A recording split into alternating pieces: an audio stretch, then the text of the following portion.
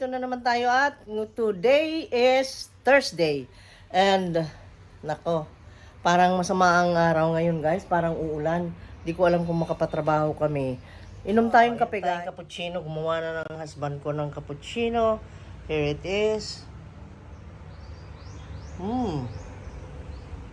Yan. Ito may naluluto ako na omelette. Ayan. Pasensya kayo kung may nakikita ko yung medyo hindi maganda dito sa kitchen namin. Dahil alam nyo, biktima ng Odette ito. Alam kong maraming nag-comment na pangit ang kitchen mo, marami ang kitchen mo. Okay lang po. Dahil totoo po. Dahil ano po, yung nagkabaha-baha dito noon, nagkamantsa-mantsa pati wallings, mga cabinets, aayusin pa po yan. Inaayos lang namin yung bahay muna namin, no? Yung bubong, yung walls, then susunod na ito. Pag may awa ang Diyos, papahintulot niya. Ayan, ang sarap ng omelette ko guys. Babalik ta rin ko muna. Good morning everybody. Look at our breakfast. Very heavy kasi ang daming gagawin today. Hindi naman heavy kasi ito yung lugaw. Ayan oh. Flavor is chicken. And then we have here the spam, omelette, and then itong favorite ko guys. Gustong gusto ko to sa umaga, tanghali, at gabi. Laging ganyan. Kahit yan ang ulamin ko, yan lang okay na okay. Basta't may cappuccino naubos na. Okay? So, babati kayo? Greet them! Morning! Morning, morning! Magluluto na naman tayo ng uulamin dahil marami tayong kakain ngayon. So, munggo is very healthy. Kaya paminsan-minsan lang kami nagluluto nito, pero alam mo, pag paminsan-minsan, enjoy na enjoy mo talaga. Masarap yan, munggo yan, no? Ayan, hugasan lang natin. Pangatlong hugas na ito kaya clear na yung water. Kasi ito, nababad ko na kagabi, overnight. Ayan, tanggalin lang natin yung tubig. And then, palitan. Okay?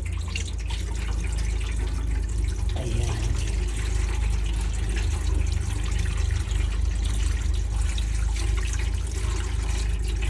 Ayun. And then, natin tubig guys. Abundant water na tamang-tamang magpalambot sa kanya. Ayan. Papakuluan natin hanggang lumambot. Ayan. Then titimpla natin mamaya. Tingnan natin kung ano yung pamimerienda niya. Coca-Cola with ano. Okay, kasi alam nyo guys, yung dalawa hindi trabaho today. You know why? Umuulan ng gusto sa kanila. Sa amin, ang marinig lang, mga pukpok, mga, ang pangalan nito? Mga lagari, ganon. At dito naman ay naluto na yung munggo. Ayan. Ayan. Sarap niyan guys. Ayan, yung ulam namin, then paparisan ng chicken lumpia. Oh, sarap yan. Pero yummy. Okay na yan sa mga workers at para sa amin. Salo-salo kami mamaya sa lunch. You like that? Do you like our bayan? Comment down below. Ayan, mga pukpok lang. Walang music, walang TV. Ikaw naman, ano masasabi mo? Gutom na. Gutom na? Ang sarap na niluto ko. At ikaw naman? Ay, balik ka rin natin, nasunog na. May gulay naman. Ayan. You know guys, yung pagpapatrabaho namin ng bahay, nako, ang laking sakripisyo. Pero, kailangan namin gawin kasi kung hindi, you know, ang ulan ay tagos-tagusan sa amin. Pagka every time na umulan ay tumutulo at isa lang na kwarto ang hindi na tinatamaan, kaya ay, nakakawa kami, parang mga basang sisiw pag umulan, kaya kailangan namin i-sakripisyo at Oh my God, nasunog ito ah. Isakripisyo namin ang pagpagawa ng bahay. Ang hirap, ang laking gastos at saka, you know, nagkakasakit na nga kami eh. Nagkasakit ako ng ubo, hindi ako naka-attend nung cutting of ribbon nung nakaraang 2 weeks ago. Invited ako dun sa Plantorama, kasama sila mayor namin dito sa city at saka si First Lady. Kami sana ang magkaparis na mag-cut ng ribbon sa opening. Kaso mo nga lang, nagkasakit ako dahil dito sa patrabaho siguro sa Alikabok. And then meron pang isang worker na pumasok na may sakit. Ayun, nangyayari sa akin, nahawa kaming lahat. Kaming lahat ay inuubo-ubo. Pero very strange ha. Porque siguro bakunahan na kami. Hindi kami nilalagnat. Yung ubo na dry at saka yung sipon. Yun lang.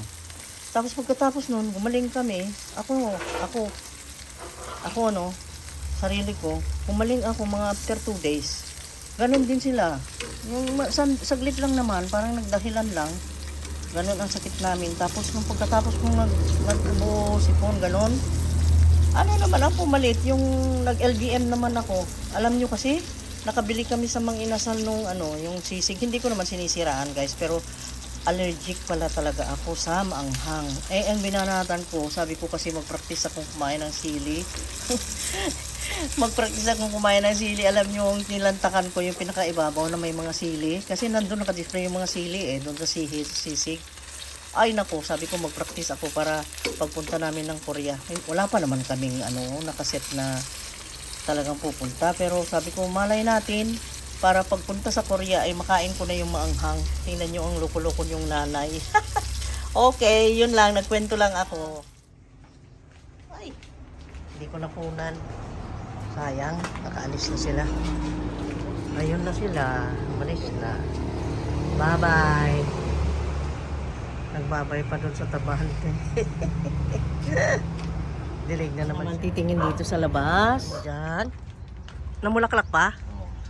Oh, masipag siyang mamulaklak ngayon, oh. Ang ganda na nang na-propagate natin, oh. Buhay na, oh. Ganda. Itong mga langgam ayaw umalis yan, oh.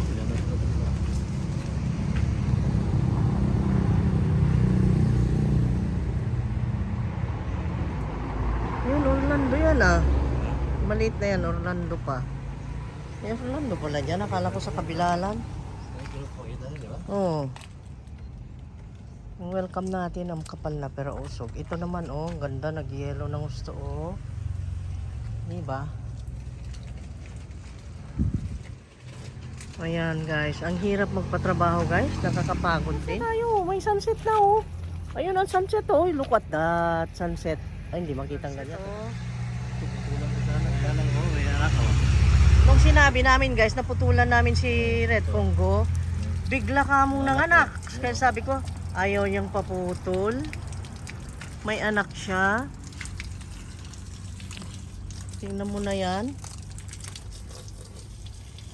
Diba? O tara na. Tara na. Alam nyo guys, ang hirap magpatrabaho. Ang laking trabaho nito at ang gastos guys, makasakit sa ulo. Kaya lang kailangan. Alam nyo kasi from the top na nasira ay kapag ka umuulan, tumutulo talaga dito. Buhos talaga, hindi tulo. Pagka malakas ang ulan, bumubuhos humagos doon. Ang ulan, pati doon sa kitchen na butas na yun doon. Alam nyo ang kitchen namin ngayon, nakakaawa. Kasi alam mo yung, imagine mo yung kitchen na yung bagang yung kanyang kisame ay nabutas, yung nawakwakan talaga, natanggal ay kapag ka umulan nung bagyo talaga, pumasok talaga ang tubig doon na malakas, kaya tuloy yung pintura ang pangit na yung hindi na siya puti putim na at saka maraming paltak-paltak. Kaya pag nagbibideo ako doon parang marumi na. Kaya tuloy guys, dito sa mga nagko-comment, sa bagay, okay din yun kasi pinipintasan kami para maging malinis. Pero dati kasi napakalinis nun, puting-puti, pero yun lang ang bagyo ang gumawa nun kung bakit maruming ngayon ang maruming tignan, pero malinis naman po ang niluluto namin doon, malinis naman. Hindi naman kami kumakain ng marumi. Kaya pasensya na kayo ha, lalong-lalo na doon sa mga nagagalit dahil ang kitchen daw namin ay pangit. Noon, alam nyo, ito, ang kisame dito noon, pinintasan. Ang sabing ganoon, pangit daw kisame namin. Ngayon, nagiba na. Mapapalitan na ha, hinay-hinay tayo dahil hindi po kami ganoon kamilyonaryo na lahat na ay matapos kaagad-agad mong maipakonstruct na ganoon. Ang dami pong kakaining pera yan. Kaya hinay-hinay lang, hindi po kaya namin ng budget na ganoon kabilis ha. So anyway, update ko kayo. At saka, please understand naman na biktima kami ng bagyong Odette. Huwag naman kayong magalit kung may nakita kayong medyo marumi dyan na hindi maputi yung pintura ng kitchen, ganon. Di bali mapapalitan yan. Ha? Pasensya na kayo, hindi kami ganon kayaman. Tayo para sa lakad sa hapon. Ang sunset ay nakikita nyo. Dito tayo guys. Bibili na naman makakain bukas. Ayan. Tingnan natin kung anong mga pangyayari dito sa unahan. Nagtago na yung araw.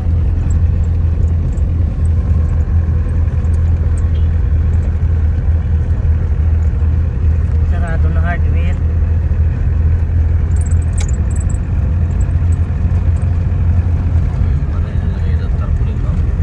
Lagi, dami.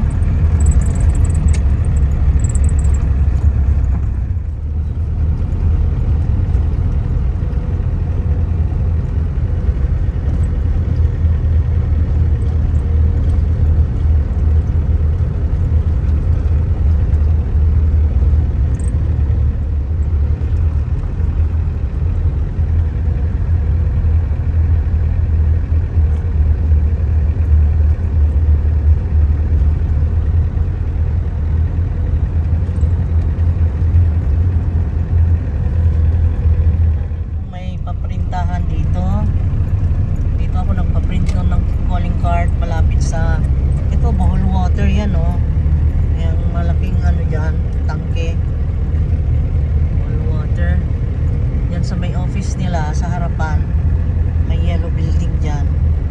Dyan ako nagpapaprint ng calling card. Yun, yung yellow na yun.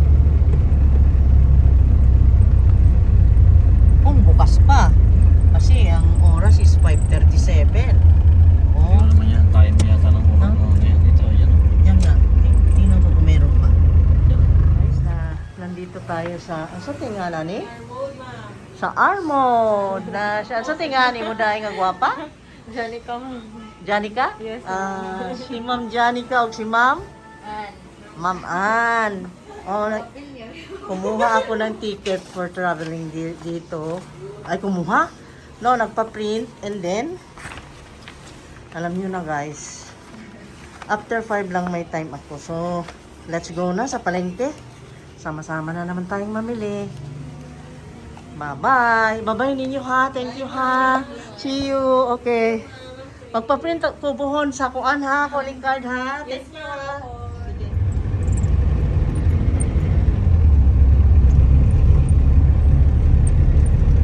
$5.53 pa lang. Parang gabi na. Bakit ganun? Ha? Madaling magano ngayon ah. Madaling dumilip.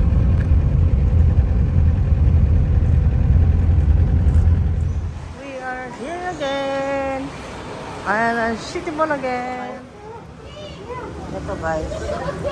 Only push. And then push. Ayan, let's go. Let's go, man. Then. Yan. Then.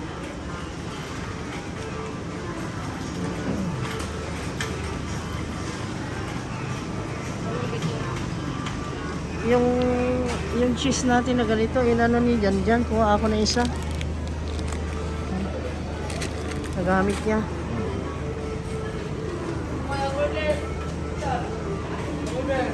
Itlog natin. Okay pa.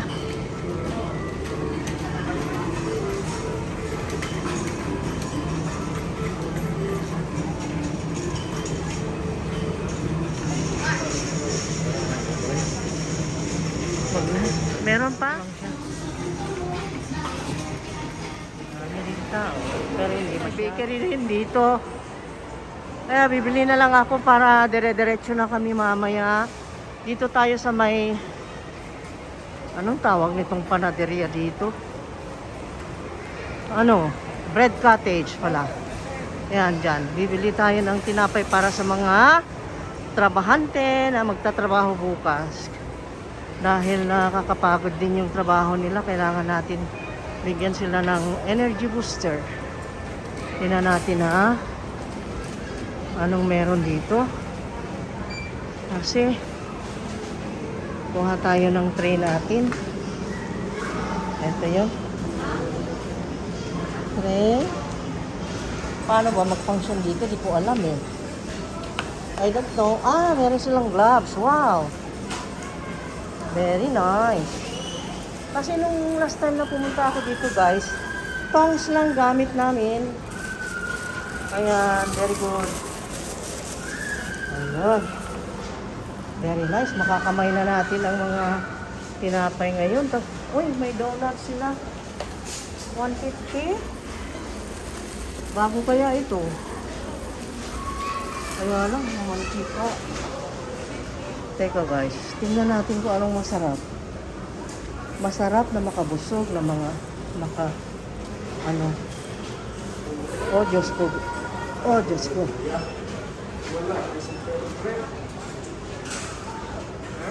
Teka, bibili ako dito. Dito siguro. Tayo guys, nakabili na tayong groceries. Hindi ko na nabidyohan kanina kasi may nangyari kasi doon sa bakery na pinasok ko guys. Bawal palang i-video daw yon. Naku ha, sa lahat ng mga bakeries and business establishment, yun lang ang nagbawal na gwardya. Ha? I don't know. Ay, sa bagay, hindi lang yon. Dito rin sa Fixed Right na hardware, doon din sa Island City Mall, ay bawal din nila. I just want to help na yung makabenta ng mas marami. Saan tayo gumagalaw ka mo, video mo, ayaw nilang pa-video. Ayaw nila pa Saan tayo malapit? Anong reason? I don't know. And then, one time, nangyari na kasi siyan doon sa City Hardware. Noong nung bago-bago pa lang ang City Hardware dito, pinagbawalan ako ng isang guard na guard lady. Lady guard pala, baliktad. At bawal. Tinanong ko, bakit bawal guard kako? Dahil ang daming nag-request noon sa mga viewers ko na please lang paki-videohan mo yung mga prices ng pinto, prices ng mga toilet bowls. Kaya pumunta kami. Hindi naman sadyang yun lang na mag-video kami doon, pero that time siyempre nag-repair kami ng bahay, nag-video ako dahil bumili kami ng mga windows. Ngayon, nakita ako ng lady guard. Sabi niya, bawal ma'am, bawal. Mabuti sana kung yung friendly ang pag-approach, hindi eh. Napakasuplada eh. Yung bang ang tapang na mukha, na galit, na gigil. Sabi ko, okay, no problem. Patayin ko. Tapos mamaya, nung nandun na kami sa cashier, marami-rami kaming binili ha. Tapos nandun kami sa cashier, pinagpiestahan na ako ng mga mata. Head to foot, ganon. Sa akin naman, sige, magsawa kayo. Manggigil kayo doon lang sa ginawa kong yun. Ngayon, tinanong ko lady guard, Bakit bawal? bakit bawal po na mag-video ako? Sabi, pakisabi nga ang reason, please. I don't understand. Kako. Tapos niya, alam nyo kasi, ma'am, ayaw namin na magaya yung mga pag-aayos namin ng mga items. Kanya, what? Kako, kahit na sino pwedeng pumasok dito basta't may pera, di ba, na hindi nyo naman sisitahin kung may pera o wala. Pero ibig kong sabihin, kung may gustong pumasok dahil store ito, ay pwedeng pumasok. Pag pumasok sila, kahit yung mata lang nilang nakatingin, makita na nila yung ayos nyo. Kako, anong bawal doon? Sabi ko, kung ibawal nyo, isara nyo yung store. Nakatakot kayo makita nila. yung... Kumpiskahin nila lahat ng cellphone at mga camera sa loob. Oh my Sa God! Di ba? I don't know. Hindi ko maintindihan. Hindi mong kunan nga lang picture Yun yan daw eh. ang reason niya. Yun daw reason niya talaga. Oh my God. Kalaon-launan, nagtagal-tagal, eh matagal na kaming suki niyan. Dami na naming nabili dyan ha. Hanggang na gawa namin yung bahay namin dahil namin na biling mga items dyan. Ngayon, kalaon-launan, parang na-realize nila, lalo na nung nag-pandemic na wala silang mga customer, wala nang bumibili, walang, ang hirap, ang hirap ng kita talaga noon. Wala. Ngayon, ayun, sa kagustuhan kong makatulong, nag-insist ako ng video. Oh, nag-video ako, hindi na bawal. Kasi kailangan na nila ng customers. I see? Wow. Sa totoo lang guys, ang dami nag-i-invite sa akin na binabayaran ako ha, na mag-advertise ng kanilang mga items, mag-advertise ng business, ganon. Ewan ko, libre yung pag-advertise ko ay bakit ganon na matapang pang mangsita ang mga gwardya? What? I don't understand. Please comment down below. Gusto ko lang marinig ang opinions nyo guys. Anyway, every time na masita ako, pinapatay ko na kaagad at hindi ko na pinapagpatuloy ang pag-upload ng video pagkabawal. Ganun naman, sumusunod ako. Pero ang sa akin lang, I cannot understand kako kasi bakit may mga nag-i-invite pa sa akin sa malalayong lugar pa na mag-advertise. Ang ginagawa nung nag-i-invite sa akin yung mga lahat ng products nila i-send sa akin para ma-review like that. Tapos yung iba naman nag-o-offer ng money. Ganon. Nasa agreement namin kung magkano ako babayaran nila. Ganon yun sa sponsorship. Kaya nagtataka ako. Negosyo yan eh. Ayaw niyong ma-advertise. Pakilala ka sana. Ako yung vlogger ka mo. I-vlog ko to para pero sa Island City Mall, nagpaalam na ako dyan. Kasi sa office nila, okay naman sila sa office nila. Yung mga gwardya ay masyadong stricto. Ay pinayagan na ako na mag-video doon. Hindi kasi yung guard, hindi niya alam na paalam ka na ba doon sa hindi nila alam. Pero nang sa kanila, utos sa kanila yun eh. Nagpaalam na ako sa office nila na pwede akong mag-video. Lalo pa noong yung lagi akong kasali sa cutting of ribbon na kasama ng mga politicians, mga opisyales na minsan na-invite dyan sa opening ng yung mga plant exhibits, ganyan. Hinahayaan nila ako. Siyempre, alam nilang vlogger eh. Ayan. Ito naman, walang problema dito. Tuwan-tuwa pa sila. Maligayang-maligaya sila pag na-videohan sila dito. Look, hi, pakita ko. Show you here. Itong mga ito, napaka-friendly. Dito ako bumibili ng bread para sa mga trabahante ko guys. Kasi kawawa naman sila kung walang energy kung magtrabaho. That's why ibinibili ko sila ng masarap na tinapay. Parang gusto ko yata ito. At saka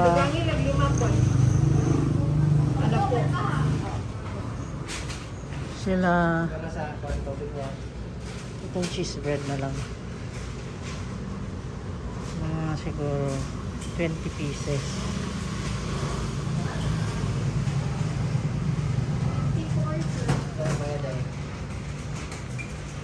Mga naman si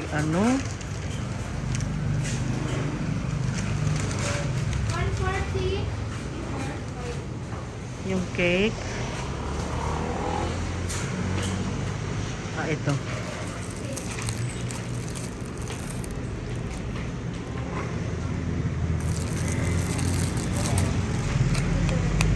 Ay, bingka. Nagpila, Riday? 60, ma'am. Ha? 60, bala 20 isa. Ha? Tagay daaning cheese bread day. 20 pieces. Oh. Hello day. Saan naman tong siguan? Si aking gamay lagi mo karon. Nag-day off sila. Okay. Si aking subscriber, nag-day off sila.